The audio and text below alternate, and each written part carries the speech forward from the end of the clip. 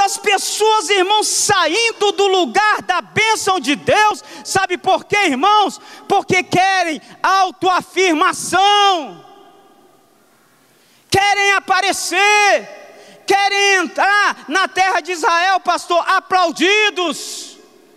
É lucro para Israel me ter aqui, é lucro para o profeta me ter aqui na casa dele. Tocai as trombetas, venham servos e servas, servi-me, porque eu sou Naamã, o leproso. Ele mesmo reconhece que ele era o leproso.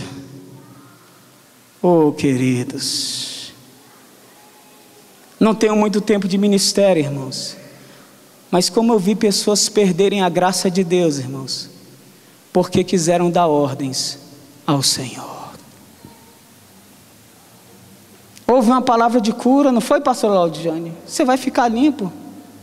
Deus sabia, irmãos, o que precisava fazer na vida daquele homem, e Deus fez.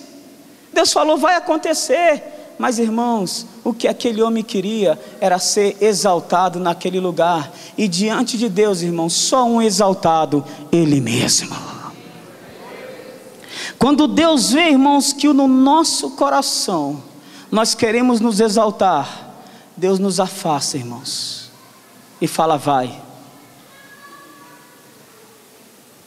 Eu vi uma história, irmãos, há muito tempo, de um jovem seminarista muito empolgado com o ministério, que foi convidado para pregar numa determinada igreja. Ele preparou, estudou o sermão dele, fez lá as pesquisas de campos dele, preparou aquela mensagem e pensou o seguinte, agora vai. Esse pessoal não me valorizava porque eles nunca tinham me visto pregando. Por isso ninguém me dava atenção. E preparou, irmãos, e subiu no púlpito. Pregou, falou o que ele queria. Quando terminou, irmãos, ali o culto, ele viu que o efeito não tinha sido o que ele imaginava. Terminou o culto, irmãos, ele não desceu, ficou num canto sentado. Todo mundo foi embora, ele ficou de cabeça baixa, começou a chorar. A igreja foi fechando-se, ele foi indo embora, desceu a plataforma de cabeça baixa. E quando ele menos espera, vem um zelador em direção a ele. O zelador fala, meu jovem, o que aconteceu? E aquele homem falou bem assim, rapaz, eu sou um desastre. Eu não sou apto para ministrar. Eu não sou apto para ser usado por Deus. Você viu o que aconteceu? E com as palavras muito sábias, irmãos, aquele zelador disse o seguinte, pois eu quero dizer, meu filho, se você tivesse subido no púlpito do jeito que você desceu, e com esse pensamento, Deus teria te usado. Porque, irmãos, Deus escolhe as coisas loucas para confundir as sábias. Nós não éramos aptos, irmãos, para estar diante do Senhor, mas Deus, pela sua misericórdia, nos justifica.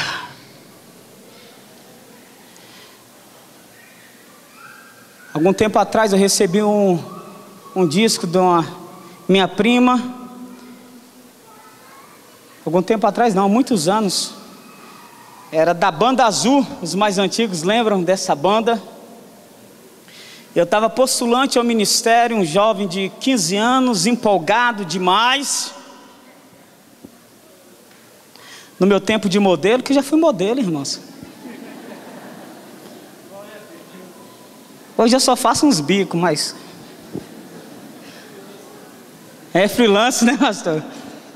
E ela, irmãos, me mandou um disco no dia do meu aniversário e falou, Marcos, querido Marcos, fiquei feliz em saber que você almeja o pastorado. E mandou aquele verso quando Paulo fala, se alguém almeja o episcopado, grande coisa o faz. Mas eu quero te dizer, meu irmão, que só estamos aptos a estarmos de pé diante dos homens quando nos ajoelhamos diante de Deus. E eu nunca esqueci, irmãos, aquela frase, e aquilo ali moveu muito no meu coração. O quebrantamento, irmãos, é um caminho para a restauração, amém, amados? Para sermos usados. O bom do vaso de barro, irmãos, é que facilmente ele é quebrado. E é isso que Deus quer na minha e na sua vida. Mas esse homem, irmãos, deixou que aflorasse no coração dele novamente aquilo. Resolveu se esconder, irmãos, e falou: rapaz, o que é isso? E continuou a sua jornada. Não se quebrantou naquele momento, irmãos. Em nome de Jesus, irmãos. A Bíblia diz que um espírito contrito e um coração quebrantado não desprezará o Senhor. Amém, queridos? Amém?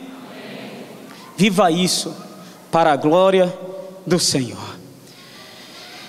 Terceiro, irmãos, caminho para a restauração. Sabe qual é? Comunhão. A Bíblia diz que ele ia embora. Isso aqui, quando eu falo nisso, eu lembro muito do pastor Keiso, que ele sempre fala sobre isso. Fala que o nosso nível de relacionamento com os homens está diretamente ligado ao nosso nível de espiritualidade.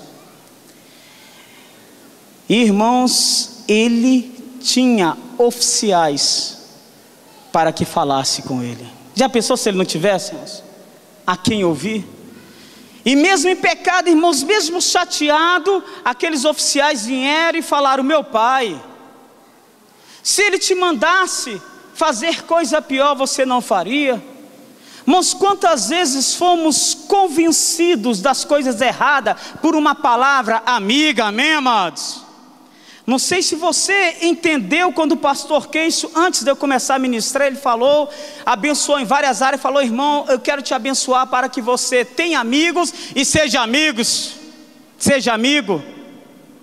Irmãos, a Bíblia fala que o solitário, ele insurge-se contra a verdadeira sabedoria.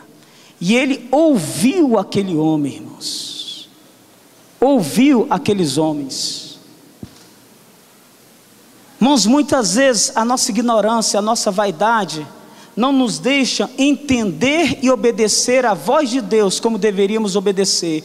Precisamos de uma intervenção de um amigo para falar: rapaz, pondere melhor o que você está fazendo. Preste atenção no caminho que você está tomando. Isso não é vontade de Deus para a sua vida. Preste atenção. Preste atenção. E muitas vezes, irmãos, somos convencidos por essa palavra amiga. Paulo diz, irmãos: lutas por fora, temores por dentro, mas Deus que consola os corações, nos consolou com a chegada de Tíquico. Deus poderia consolar, irmãos, com a palavra dele, mas por intermédio de um amigo, Deus consolou a Paulo. Não sei que palavras, irmãos, foram ministradas por intermédio daquele homem a Paulo, mas serviu de um consolo de Deus.